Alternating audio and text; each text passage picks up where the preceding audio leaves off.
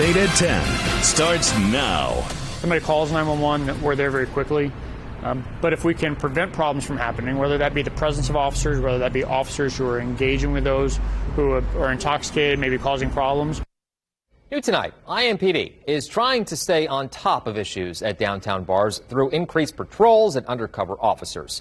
But to make that happen, it takes hundreds of thousands of dollars in overtime. News 8's Demi Johnson joining us now live downtown. Demi, a bar owner that you talked to says this effort has made a difference. Yeah, Phil, the owner of the Whistle Stop tells me the biggest difference he's noticed is how quickly IMPD responds to issues downtown.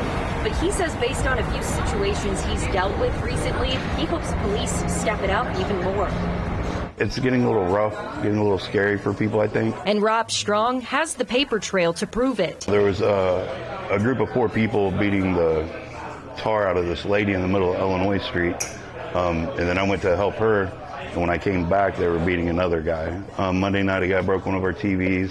Wednesday, a guy broke my ATM outside. Those are just a few recent reports. Strong, who owns the Whistle Stop, says he's made to IMPD in the past week. But believe it or not, he says the situation is actually better than it was this time last year. It is getting better, without a doubt. And I don't want to scare anybody from coming downtown. It's safe. I mean, you're definitely more apt not to do something if there's a heavier police presence. IMPD Lieutenant Shane Foley says more officers around bars has been standard procedure for the past few years. There are overtime units that are dedicated to this area of downtown Indianapolis, particularly working in the bar districts, but also doing traffic stops and being visible, showing people who are coming downtown that if you're going to come downtown and you're going to misbehave, that we've got officers out and we're going to be responding to those types of things. Our reporting last year showed IMPD spent nearly $600,000 in overtime to monitor downtown bars. After several issues in 2021, including hundreds of runs and shots fired calls to Tiki Bob's and Taps and Dolls, Lieutenant Foley says police are making a more conscious effort to hold not only patrons but also bar owners accountable. Say these are our expectations.